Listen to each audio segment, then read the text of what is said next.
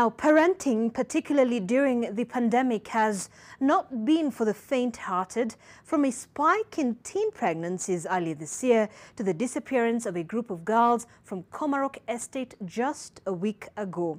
Well, today, the discovery of yet another bunch of teens clustered in a home in Kahawa Sukari has left parents worried sick over the perplexing parties that appear to be becoming a trend. Wangina Kirori takes a closer look at the situation. It is a disturbing scene that is replaying itself too frequently in the country. Underage children found partying and in full disobedience of COVID-19 guidelines, exposing them and the people around them to potentially deadly risks. But it would appear that the thrill has outweighed the danger. 18 more teenagers were arrested in Kahawa Sukari.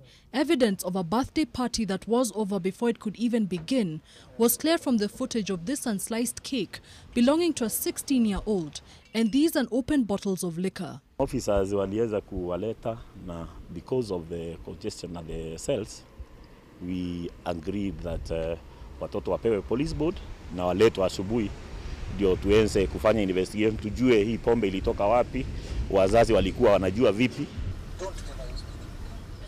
While the group of children were arrested in Kiambu County, some had come from as far as Buruburu and Juja. The children have been released on bond and are set to undergo counseling. Those in authority, however, have a few choice words for parents. Jambo ni kwamba hii watoto wanafanya ni ile mambo wanaona wazazi wakifanya manyumbani. Bangi, whiskey, nini? Wazazi tafadhalini, kwani sisi tulilewa aje? Sisi, how are we brought up? Because we have a generation of parents who don't care about bringing up their children. Perhaps harsh words, but the sentiments have become part of a national debate, with some holding parents accountable for the perplexing behavior, others arguing it down to pop culture, and others simply blaming the teenagers themselves.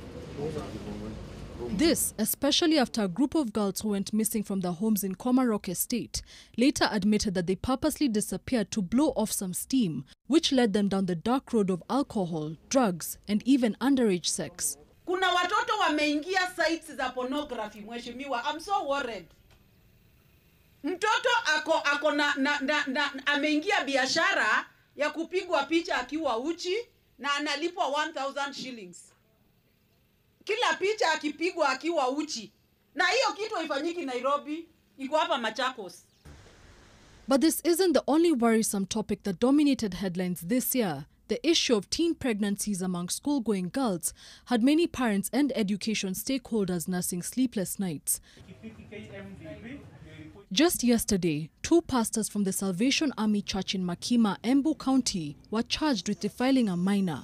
While the debate rages on about who is to blame for the decay in the moral fabric of the country's society, there are undoubtedly 2 sides to this coin according to UNICEF, and parents are not solely to blame. So it's not a parent's responsibility alone, it is a community responsibility, including our immediate siblings, cousins, aunties and uncles, and friends.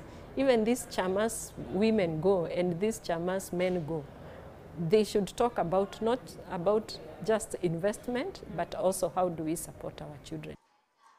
Catherine adds that while technology has been among the influencing factors in children's behavioral change, particularly during the pandemic, parents should embrace it in the long term. It's a topic we can't avoid, and gadgets are here to stay. Technology is here to stay. As the pandemic took center stage in the country, tough restrictions that placed children and parents in the same household for months evidently had a ripple effect on children and their behavioral change. Experts on children's psychology, however, say that there is no villain in this story, as every person has played a part and should therefore also play a part in the solution. Gena Kirori, NTV.